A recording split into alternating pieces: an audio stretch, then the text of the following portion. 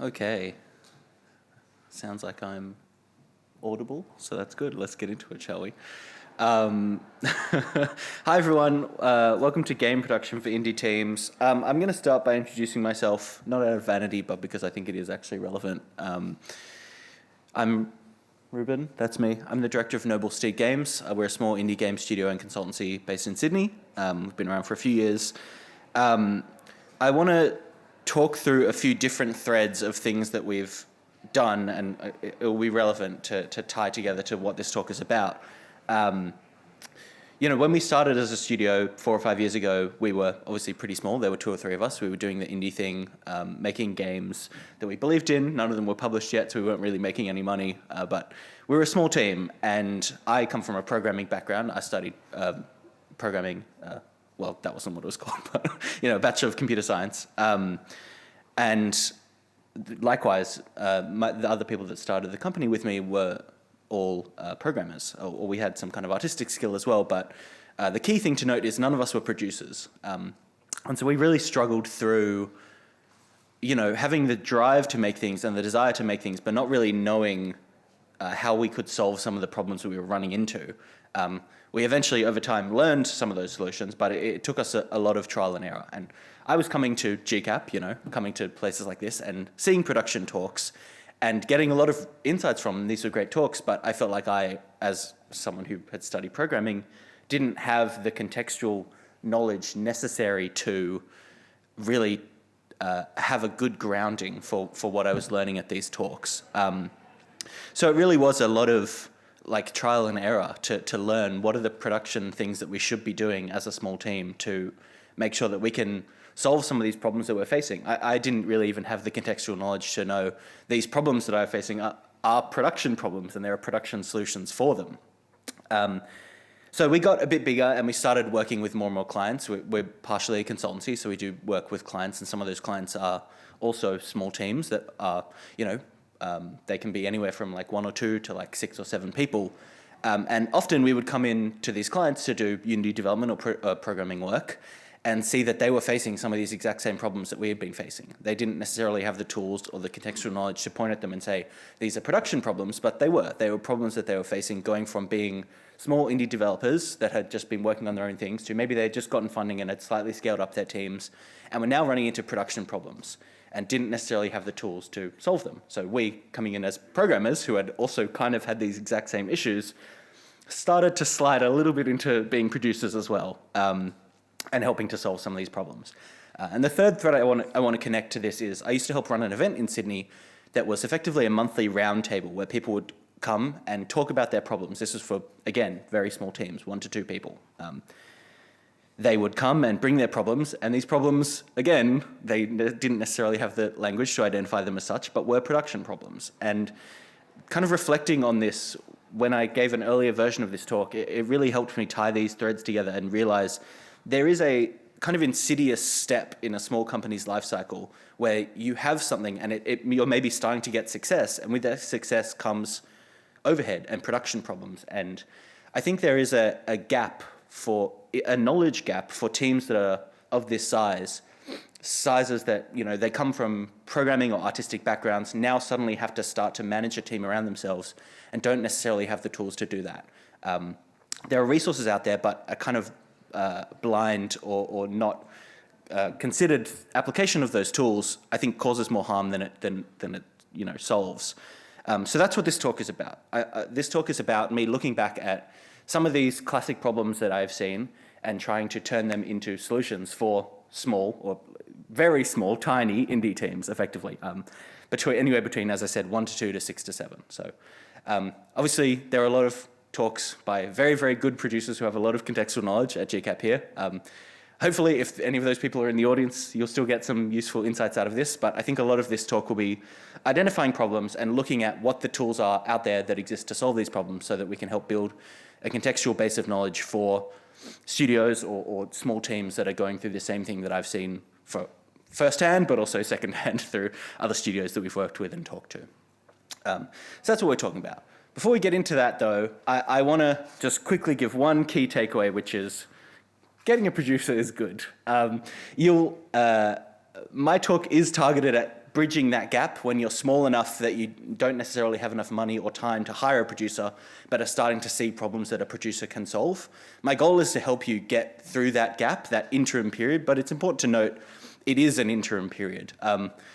The advice that I'm going to give you here is not in substitute of getting a producer. It's to tide you over until you get a producer. So that's my key takeaway.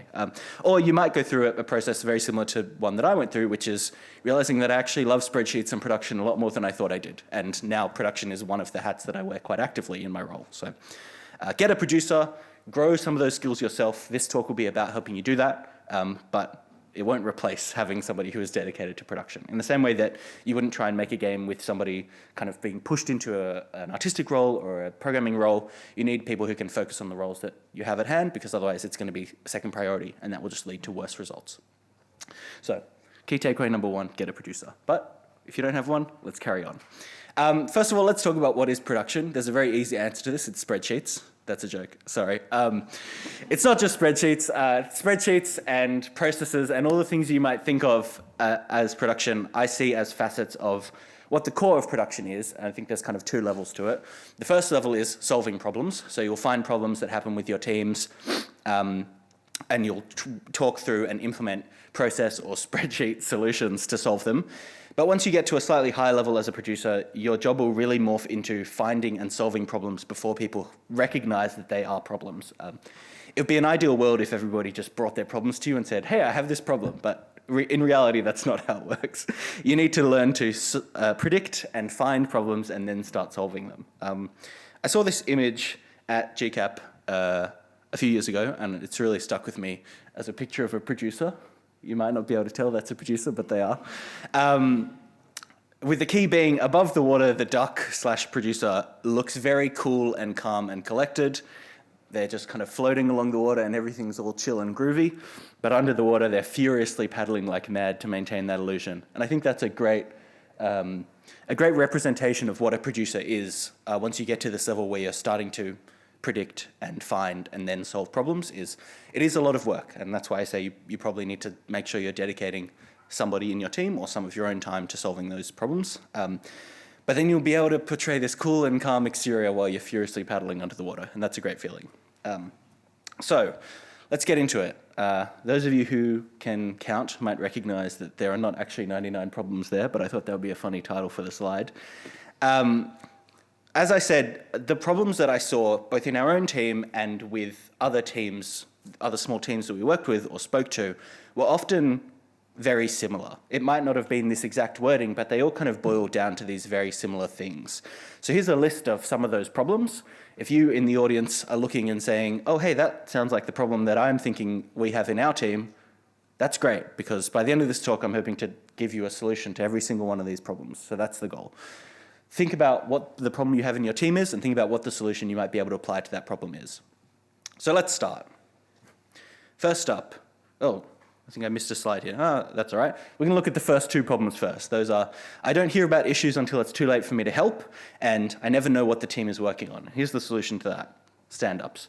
I think everyone has a loose concept of what a stand-up is. I'm going to just give you the basic explanation anyway. A stand-up is a daily amount of time that you spend checking in with your team. Traditionally, that check-in will involve everybody in the team answering a question or a small set of questions, like how did you go with your work from yesterday, and what are you planning to do today? A very kind of classic stand-up questions. The key things to note if you haven't done a stand-up before are, one, make sure it is time-boxed. It should not go longer than 15 minutes. If there are conversations that threaten to go longer than 15 minutes, put a pin in them, say, let's chat about this afterwards. Easy peasy. You can see on the right is a picture of one of our stand-ups with all of our attendees. I'm not sure who took this photo. They're drinking a Doritos in the middle of the day, but good for them. Or early morning soft drink, I think, is a good way to kick it off. The other thing to note about stand-ups that I think is easy for teams to get wrong is don't treat it as an update. A stand-up shouldn't be a chance for people to say, here's exactly what I did, and then leave the conversation there, because it's not necessarily that useful. What you should be focusing on in a stand-up is, while you have the team together, identify any issues that need to be solved. So this is your job if you're stepping into this kind of production, interim production role, let's call it. Your job is to make sure that you are focusing on what the potential problems are with things that could come up. Well, let's talk about this first. I talked about, as a producer, how you won't necessarily have problems come to you straight away. You might need to be able to dig for those problems. This is an example of what I mean by that. Red flags, problems, impediments, whatever you want to call them. Producers like making up synonyms for words.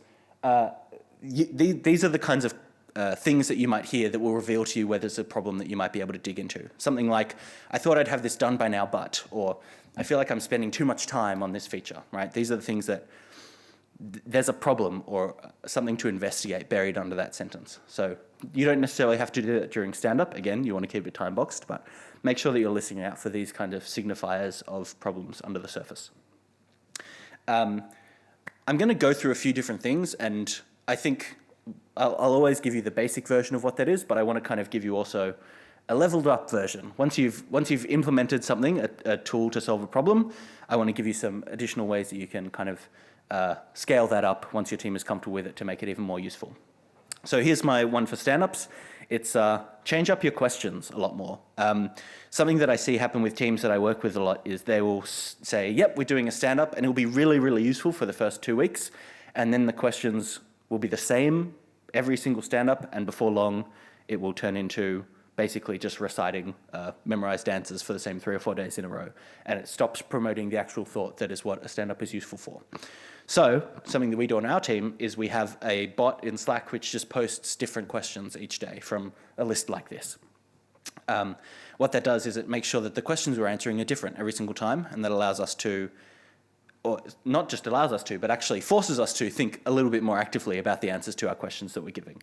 Doesn't necessarily mean the questions are always a perfect match for what's going on in the project at that time, but sometimes that's a good thing. Sometimes you want your stand-up questions to promote avenues of thought that you haven't necessarily thought about off the top of your head. That can lead to really good insights. So here's a bunch of questions. I saw a few people kind of taking notes on these. I'll just kind of say these talks are recorded, and I'll make sure these slides are published on our Twitter, which I think is on the bottom of some of these slides, and it will be at the end. You can come to that later, or just come and talk to me, and I'll give you a card with it on there. We also have a kind of, when I was writing the content for this talk, I realized there's actually a lot more that I want to say, so we wrote kind of a full ebook which has even more details on all of this stuff. So if you want more details on this, they are to be found. You don't need to take a photo or anything, just come and talk to me. I'll give you a card, and you can get that later. So if you have these problems, your solution might be stand-ups. Boom. So the more experienced or in slightly bigger teams or have experience with production in the audience might be noticing and starting to get a feeling about where I'm going. And I'm going to reveal the answer for you now. Yes, it's Agile. Again, that's what we're talking about here. If you're not familiar with Agile, it's a kind of series of processes and methodologies that originated in the software development space but have become very, very popular in games as well. A way to take the uncertainty of managing complex projects like games and make them a bit more certain. I wanted to kind of bury the lead on this being a talk in some ways about Agile for one key reason, which is a lot of the times when we have worked with these small teams, or even for our team when we were very small, we read about Agile and we thought, okay, that's what everyone says to do, let's do it. And we did it. We implemented a lot of the things that I'm going to talk to you about here, and we found they didn't quite work for us. And the reason for that is we thought about the solution first, e.g. Agile is what everyone else is doing, let's do it, rather than what the actual problems we're facing are. And I think when you're a small team, implementing all of the things I'm going to talk to you here is a bad idea. I'm not going to tell you to do every single thing on this list. That's the reason why I'm presenting this as here's the problem and here's the solution, is because you shouldn't do everything here if you're a small team that's smaller than like 4 or 5 people. You should be picking based on the problems that you see. Otherwise, you're going to add way more overhead than you need, and it will be a chore, it will be a headache, and you'll find that some of the things you implement won't actually be that useful. So yes, it's Agile again, but the format that, well, a lot of the stuff we're going to talk about is kind of classic Agile stuff, but the format that I want to present to you here is look at the problem, think about the problem, and then think about the solution. Don't kind of copy a solution from another team, because teams are unique, right? Whether you're remote or in person, whether you're a big team or a small team, it really does quite tangibly affect how you should be implementing some of these things. So I'm giving you some general advice, but do think about what actually applies to your team. So that's key takeaway number 2 from here. Focus on the problem first, not the solution. All right. Next up on the list of 99, in quotes, problems. Our team is always working hard, but feels like we never get closer to our goal, and we're all in our own sections of the project and don't often overlap. These are problems that I hear a lot, and the solutions that I'm going to be prescribing to you are sprint planning and sprint review. I'll get to the review in a second, but let's start with sprint planning. What is it? It's a chance for you to set a concrete goal at a defined timescale. So if you're not familiar with sprints, a sprint basically means a set amount of time that you decide on is going to be the rough cycle for your team. Commonly fortnightly, good place to start if you're a small team and haven't done agile stuff before. The goal of a sprint is, say, at the sprint planning level, here's what we're going to do in the next 2 weeks. So you should set a concrete goal for yourself. What are we going to achieve over the next 2 weeks? You should agree on what are the things that are going to be done. These are probably tasks in a task tracking like Trello or Jira or something like that. And set clear acceptance criteria. I think this is worth discussing because it is so important. Acceptance criteria, if you're not familiar with the concept, is an agreed definition of what a thing looks like when it's done. So a card that we might have in our board is something like make the player move, right? And the acceptance criteria for that, to take a step back, make the player move is such a vague statement, right? When I think of what does make a player move mean, I might have a different impression from what someone else might think. So it's important to have a clear and common shared understanding of what does make the player move actually mean. Is that they should move at this speed? Is that when I press the arrow keys, they move in this way? Is that they have an animation and sound effect when they move? These are the kinds of things you might put into an acceptance criteria to make sure that you have a clear and common shared understanding of what that actually means. So sprint planning should be about 30 minutes per week. If you have a 2-week sprint, that means about an hour per fortnight. Pretty good amount of time to spend on that. But you'll find once you get going, you actually hopefully will have more time than you need during your sprint planning. I find that especially on smaller projects, 60 minutes per fortnight is slightly too much for us. So don't break early. I know that that's very easy to do, and we sometimes do that as well. I'm guilty of what I'm telling you not to do sometimes. But that's golden time where your team is all meeting and in a very planning mindset, and you can use that for a number of different things you want to be doing. So that might be things like design ideation. You know, we're talking about making the player move as our example. We might want to do some sketches of what does the animation for the player movement look like. Aligning around acceptance criteria, as I said, is very important. Or you might do something like backlog refinement. We're going to talk a little bit more about that a bit later, but the takeaway here is sprint planning, once you get good at it, is golden time for your team to meet and collaborate on the ideas of what's going to be done at a deeper level than just talking about the acceptance criteria. There are, you can really get into a quite deep planning and kind of ideation mindset during those sessions. The partner, best friend of sprint planning is the sprint review. Of course, if the sprint planning is setting up what you're going to be doing for the sprint, let's say the next 2 weeks, the sprint review is looking back and seeing how you did, right? Similarly, about 30 minutes, maybe even 20 minutes per week, depending on how you go. You want to review your goal, so look back at the things that you said you were going to do and see how you did. You know, don't be too harsh on yourselves if you've missed some things that you wanted to do, but be realistic about, okay, what actually went wrong? Where are estimates too, pie in the sky, too optimistic? Were we too ambitious, to use the word of the day here at GCAP? What went wrong? Or maybe we weren't ambitious enough. Maybe there was more that we could have done. Maybe we didn't align correctly around what we were setting up to do for the planning. We needed to spend more time actually agreeing on the acceptance criteria. Sprint review is also a celebration. Even if not everything gets done, there will always be things that have been completed, and it's great to celebrate what's been done. So do demos if you can, record videos, record GIFs, that kind of stuff. Also a great opportunity to take a look and see, okay, well, what might be coming up next week? So often in our sprint reviews, we will see, you know, we've made the player move and we realized, hey, we did it in this way that we agreed on, but actually now that I'm playing it, it feels like we could be doing it in this other way that would be even more fun. So it's a very natural way to segue from having done the work into segueing into what might be coming up next and what we might be kind of aligning around for our next sprint planning. So leveling up your sprint review, once you've done it and you've got the basics down, sprint review kind of acts as a mini milestone, right? A sprint is a milestone, a small milestone, but still a milestone.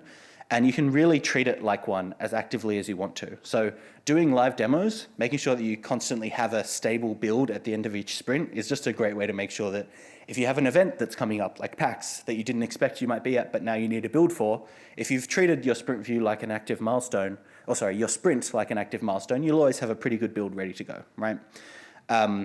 ensuring you have a working build, doing live demos, and the more demos you do, that feeds right into nice marketing content. If you have a demo, you can record GIFs, you can record videos, that can very easily transition into marketing content. You're kind of killing two birds with one stone, which is always great as an indie team that is kind of time poor. So treat it as a mini milestone, and you'll get a lot of value out of that once you've got the basics of the sprint review down. Okay, so our team is always working hard, but feels like we never get closer to our goal. Sprint planning, great for that. We're all in our own sections of the project and often don't overlap. Sprint review can give you the cohesiveness of a wider project to see what everyone's working on, see how everything goes. Next up, there's a new problem every other week. Oh no. What are we going to prescribe for that one? The team retro, or the sprint retrospective, also known as, usually comes at the end of a sprint, similar to the sprint review, but is a chance to, while the sprint review is your chance to focus on the work that has been done and inspect that, your team retrospective is your chance to focus on how the work was done, how the team worked together, and inspect and iterate on that. So the goal of a team retrospective is to hash it out kindly and constructively.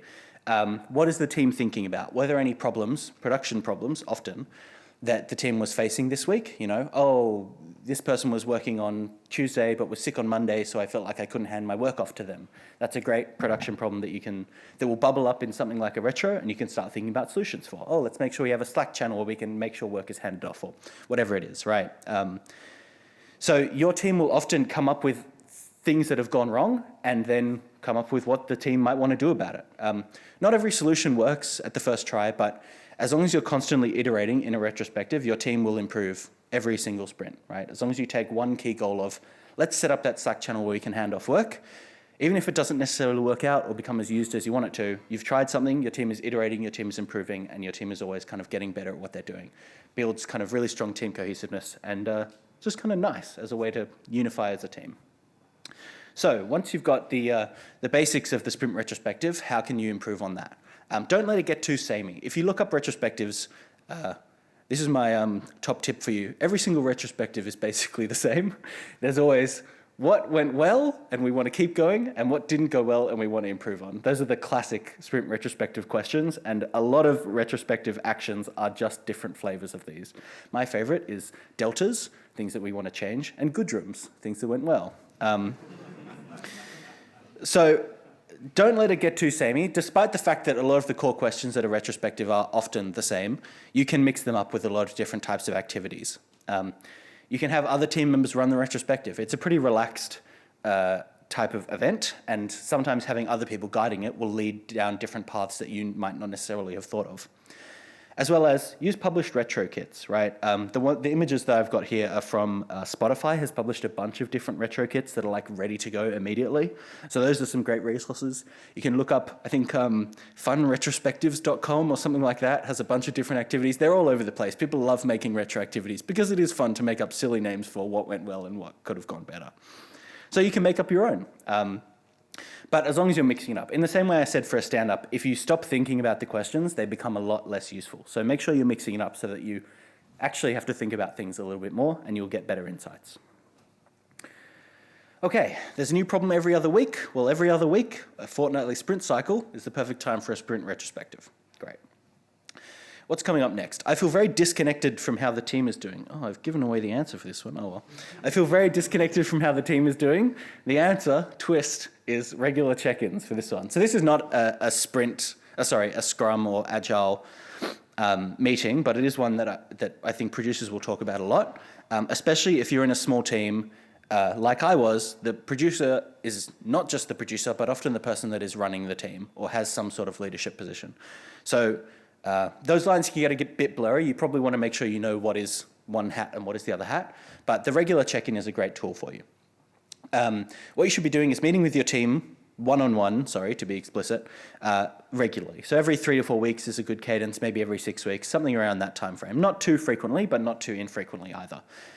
This is a chance for you to just have a conversation with your team. This becomes especially important if you're working in distributed or remote teams, or in small teams if you don't have an office. It can sometimes be hard to just have incidental conversations with people, right? And it might sound a little bit dorky, I guess, but having a specific chance that is, hey, this is our chance to catch up, can be really illuminating and really bond you and your team members together. So come to these chats prepared with things to talk about, but don't prescribe what the conversation is about.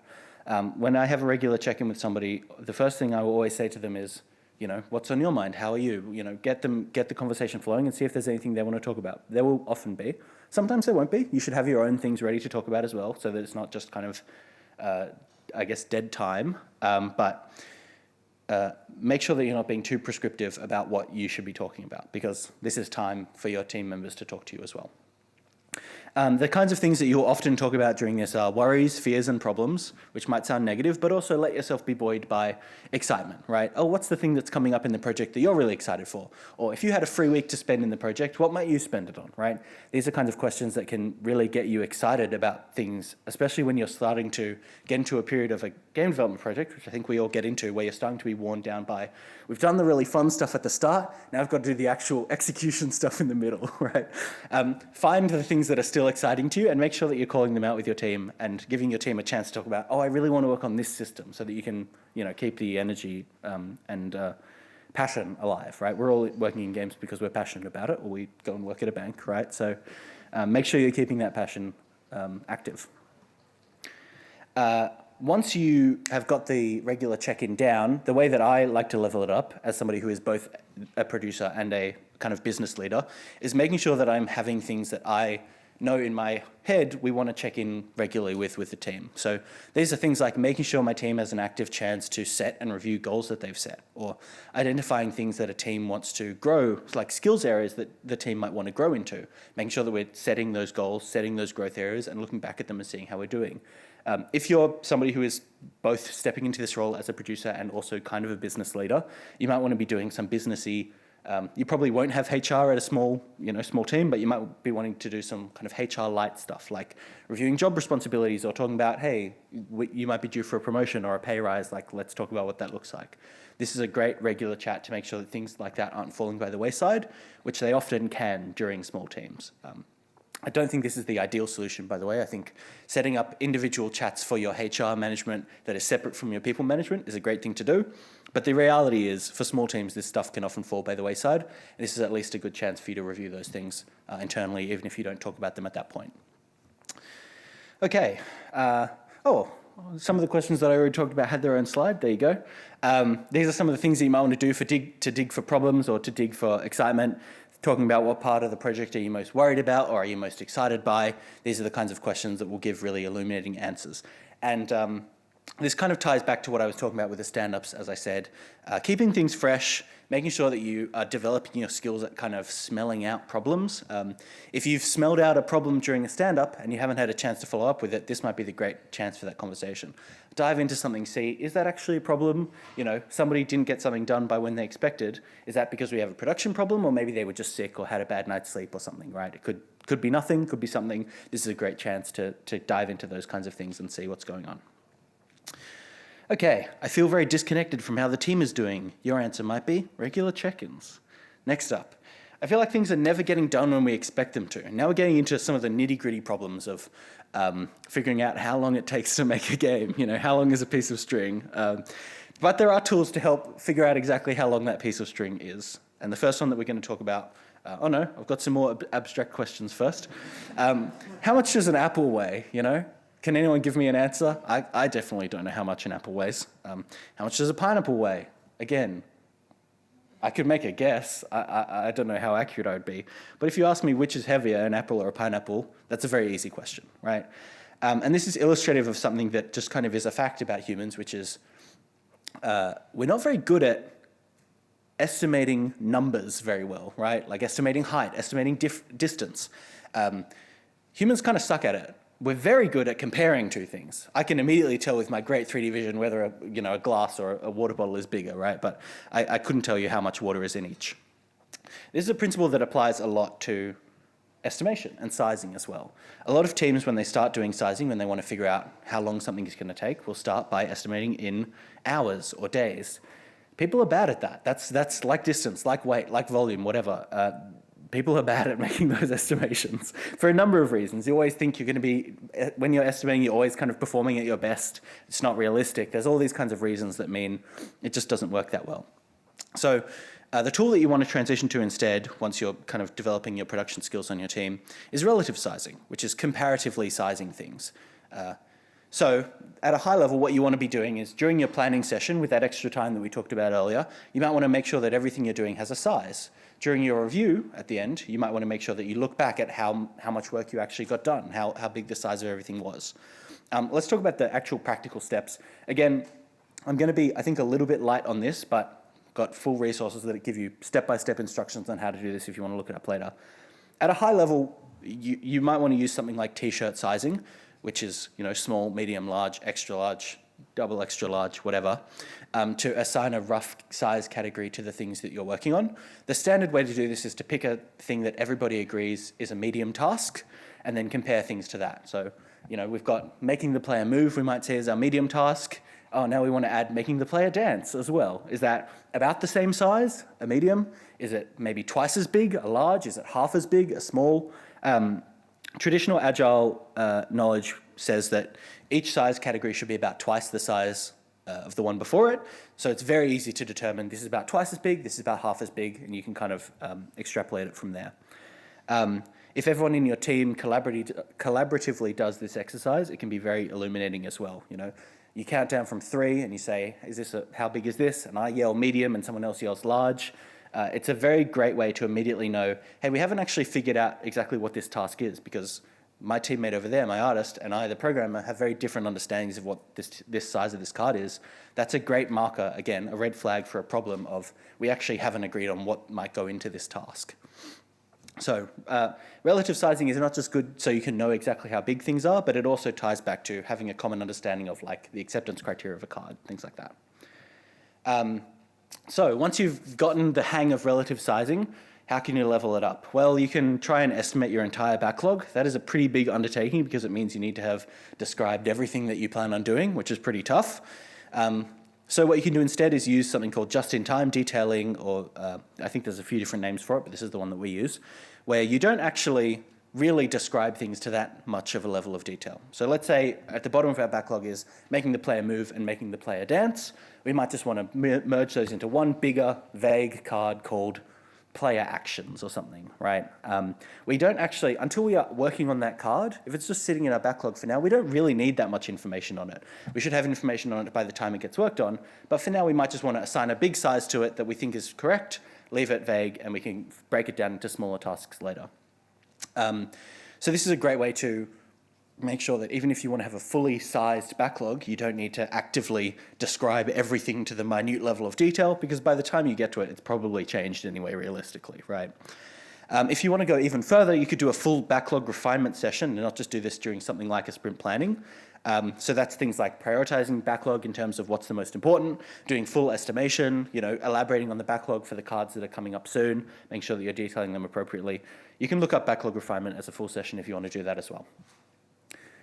So if you feel like things are never getting done when you expect them to, the answer to that is start doing some estimation, start doing some sizing, relative sizing ideally, and you'll start to get some really good information on how much your team is getting done and some more accurate estimates for how much you can do per sprint. You'll start to recognize our team can do 2 mediums and a large each sprint, as an example.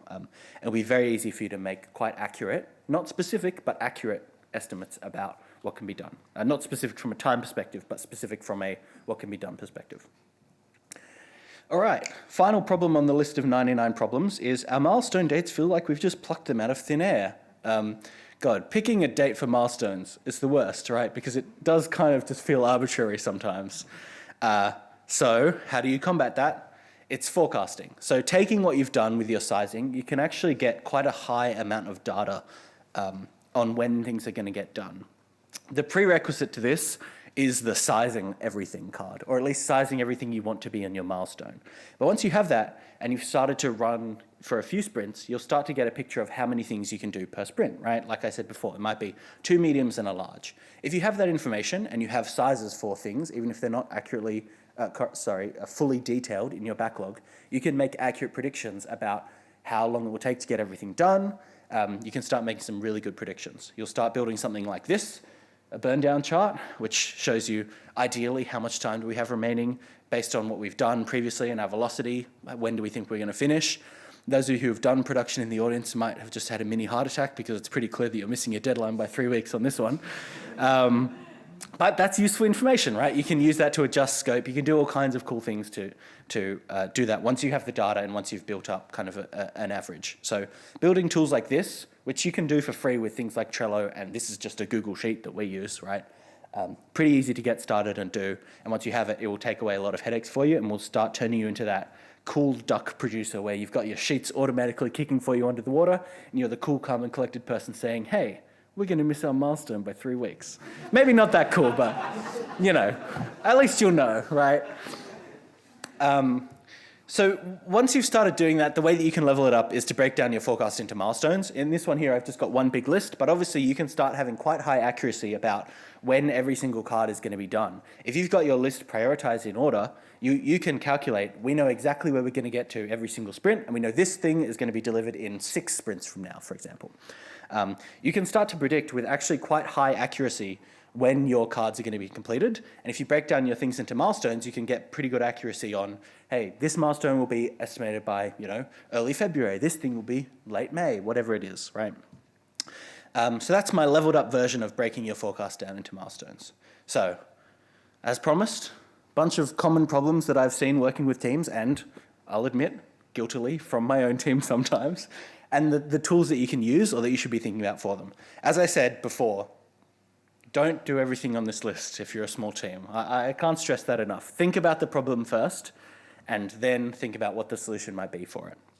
And the other key takeaway was, again, this is pretty good for an interim, but unless you want to become a producer and actively focus on being a producer yourself, you're probably going to need to get a producer someday. Or you might just realize, like I did, that you love spreadsheets, and maybe that's okay too, right? But yeah, that's the end of my talk. Thank you everyone for coming.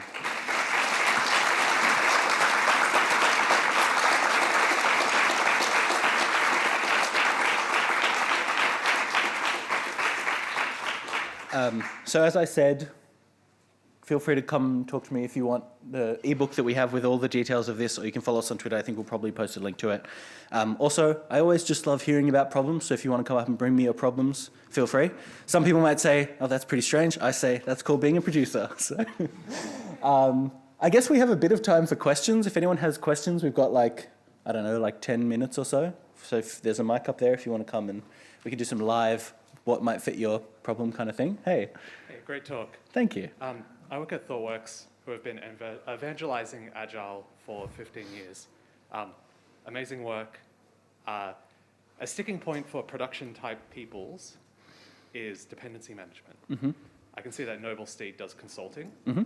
How, in this interim producerless environment, do you manage cross-team dependencies? Mm-hmm. Yeah, so I guess to just elaborate, to make sure we're kind of all on the same understanding here, cross-team dependencies from the perspective of one team has a task that they need to do, and that task is directly needed for another team's task, let's say, right? I think I'd say 2 things. One is, once you've got forecasting going, you should be able to get to a relatively high level of accuracy when one team will finish a task. It's never going to be perfect, of course, but using something like forecasting to predict roughly we think it's going to be this sprint, and then building in a bit of a buffer depending on how severe the task is and how important the dependency is, maybe a few sprints, maybe just one sprint, whatever it is, should be enough time to hopefully cover your any unforeseen things. Probably more buffer if it's further out in the future as well is a healthy practice too. No worries. Hi, thanks for the talk, by the way. It was Thank really you for good. coming. I'm just wondering, what conversation do you have with your team when you're trying to figure out how long a task will take? So the common thing that we would do is an exercise called poker planning, right? Which kind of relies on a few things. The kind of key idea behind it is your whole team should be participating in estimation because, as I said before, it will help reveal if there's a misalignment about what one person thinks a task might take versus what another person thinks a task might take. I think there's more detail on that in the ebook, but the short version is, as I said, you jump on a video chat like Discord or whatever, you count down from 3, and at 3 everyone says small, medium, large, whatever. There will almost always be kind of disagreements about what a task is, but that's healthy, right? That lets you figure out okay, why do I think it's a large and you think it's a small? So you repeat it until you have mostly agreements. You know, you might say, if we have 3 mediums and 1 large, that's okay. We can just call that a medium. That's probably fine. But kind of repeating that process and ensuring the team is aligned, talking about it, get the people who have the most disagreement on, I think it's a small and I think it's a large, get them to say a piece on why they think that is. And if you repeat that over time, you'll merge towards figuring out exactly the size you should put for each card. It is something to be practiced. Of course, estimation always is a skill that is quite difficult, but by doing this, kind of leveraging the kind of mob mentality of estimation and allowing disagreements and allowing you to work through them, you should get to something that is probably pretty accurate. Cool. Thanks for elaborating on that. No worries. Hi, so I was wondering with, for example, like I work a full-time job, but I'm also trying to produce like a game, work on the game, set meetings. Have you, like before working on it for the company, have you ever tried to balance it all, and what have you found works and doesn't work? Yeah. Yes, I have. I when I first started making games, I was doing full-time work at a tech company and then making games in my spare time. And it is difficult. I mean, I think the one piece of advice I would give you is making sure that you're prioritizing the time that you're setting for the things you want to be doing, whether that's production, whether that's actually developing the game yourself. You're not going to be as effective if you're already being pulled in multiple directions, but if you set clear goals of time and use things like maybe not sprint planning, but longer term planning to set milestones for yourself, it should hopefully help you keep on track. The reality is it is just harder to do if you're also focusing on something else, right? I mean, that's unavoidable, but hopefully by setting up some good processes, even if you're just working on a project by yourself, setting things like a planning and review maybe can really help set goals for that. Even if you're not planning with anybody else, even if it's just you and you're making kind of commitments to yourself, that is quite helpful. Thank you. No worries. Hi, thanks for the talk. It was No worries. really Thanks good. for coming. So my question, there's an emphasis on that this is like things you can do while you're in that intermediary period between before you need a full-time producer. Other than like team size, are there any like clear indicators that you are no longer in that intermediary process and you need to change? Yes, I think if your responsibility is, I'm just going to use my own example, but I'm a programmer and also a producer, you will feel when there are too many demands on your time, right? If you realize, oh, the things I committed to do for myself for programming and for production mean that I have to work actually 9 or 10 hour days rather than 7 or 8 hour days, that's a marker for you that you are pulling yourself in too many directions. And the answer to that isn't find an extra day somewhere. It's, break down what your responsibilities are, what you want your responsibilities to be, and take the responsibilities that you think you don't want and find someone else who does want those. Yeah, awesome. Thank you. No worries. I'm going to be a volunteer and steal a mic because that's just nice. Thanks, Reuben. I'm curious to hear your thoughts about, for a team that doesn't have mature processes in place, and now you're slowly building this up into a process to make it a fully fledged game. Not everyone in the team, especially if they don't have the processes in place, are going to react well to just having 5 to 10 new things that come into their daily routine. Yep. And then once a producer rolls in right through the wall, that generally sets off a lot of people to think that we're a bunch of crazy people, us producers. What's your particular timeline when it comes to introducing those processes for a new team, just to make sure that they can be as mature as possible, the team feels comfortable about it? Yep. Just sort of what's that timeline and how would you introduce those? Yeah, I remember when I was brought on to do programming work for a small team, I immediately spotted, hey, we're seeing production problems here. There is something beautiful about letting people discover their problems themselves. You know what I mean? Like, I think one of the reasons why a lot of people have had bad experience with Agile is somebody comes in and says, okay, we're going to do Agile now. Here's 5 or 6 different processes. Let's do it. Even if that's done in the best of intentions, people aren't going to buy into processes unless they have an active feeling of, here's what I'm actually solving with that, right? So the first one you set up is always a retrospective, and you as a producer can guide people towards, oh, we faced this problem today. Isn't that interesting? What could we do about that? Hey, I've heard of this thing called a sprint planning or whatever, right? You can kind of very sneakily, some would say manipulatively, but I say with a good heart, guide people towards realizing, here's the problem that we're facing, and here's an already established solution for it. People will think, oh, I've heard of a sprint planning, people might have strong reactions against that. If they do, just change the name. It'll probably be fine. Yeah. Call it a time-boxed, group discussion or whatever, right? Like and make sure you're introducing these based on the problem, as I said. So yeah, set up a retrospective first. Say this is all we're going to set up to start with, and then we're just going to talk about problems, and then you can kind of guide people towards the process that you think will help solve their problems over time as they feel those problems more and more. Yeah, being able to then own that solution makes them feel like they're more involved. In Exactly it. right. Yeah. They'll buy into it if they have had a hand in coming up with what it looks like more actively, right? Cheers. No worries. Hi. So I'm working on a side project about 8 hours a week. How do I get my programmer to use Trello instead of... A difficult one. I mean, like, especially if you're working on a hobby project, you can't force anyone to...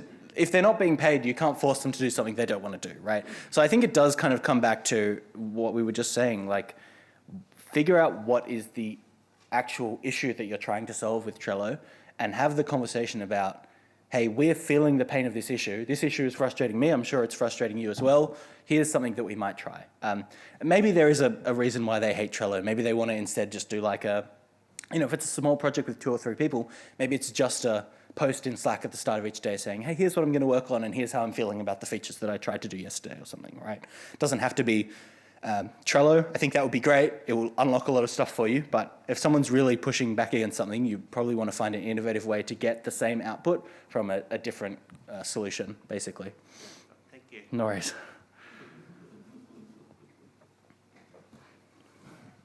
This might be an odd question, Reuben. As someone who's written music for a number of games over the years, as a satellite, ancillary, remote person working remote, I have yet to be asked to participate in one of these. And for some companies in California, dealt directly with the audio directors. In Australia, deal with someone in the company. If you were to prioritize, I guess Trello would be one of them, one of these Scrum type of things. Which would you say I should get my head around first when asked to participate in those? I would say either the retrospective, which is always a gateway into discussions about future things, because that's the one that the meeting that always leads to what's the next meeting we can set up, so it's kind of a good gateway. Or the daily scrum or the stand-up is, I think that's the one that leads to, on a regular basis, the most team cohesion. So being part of a stand-up so that you can just hear what everyone else is working on and say, hey, here's what I'm working on, and here's a little soundbite or something. Yeah, I love the idea. I guess it's probably my ADD that's going, well, that's going to interfere with my work. I mean, that's the thing. When you're a small team or used to working by yourself, every meeting pulls you away from something, right? Yeah. There is an opportunity cost, which is another reason why I would never recommend just dumping a bunch of these meetings Now, at you once. said earlier, you don't have to use all of this, but I'm just curious which you would prioritize. Yeah, I would say either retrospective or daily scrum / stand-up. Thanks. No worries. G'day. Thank you. I also love spreadsheets. I work more in the music industry. And I just thought with Trello, something that I found was really helpful was I really wanted my whole team, my management, publishing, everything across whatever project I was working on, was just doing a work through of like, this is Trello and this is how we're going to use it. As in like do your kind of 30-minute intro to it, which is again is like opportunity time or whatever, but you can just like have a process that's just like don't mess with the system and like a worksheet of like this is Trello, this is how you use it as a PDF or even as a video, a screen record. But I found that was really helpful for getting all of those people who are super Against did not perhaps. want to use it because it's like any of those things only work if everyone actually uses them. Otherwise they're just these skeletal, I don't know, just a graveyard of ideas. Yeah, a half-used system is as worthless as a not-used-at-all system, right? Especially when you're trying to track things. If it's not a good source of information, it's not useful.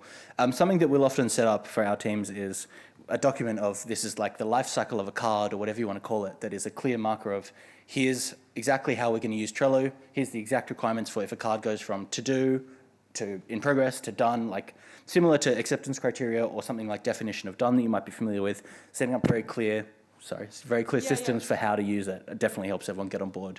Yeah, cool. I think we've got time for one more question. Oh, we've got time for no more questions. Sorry. Come talk to me afterwards outside, I guess. All right, folks. Thank you all for coming and hope you enjoyed.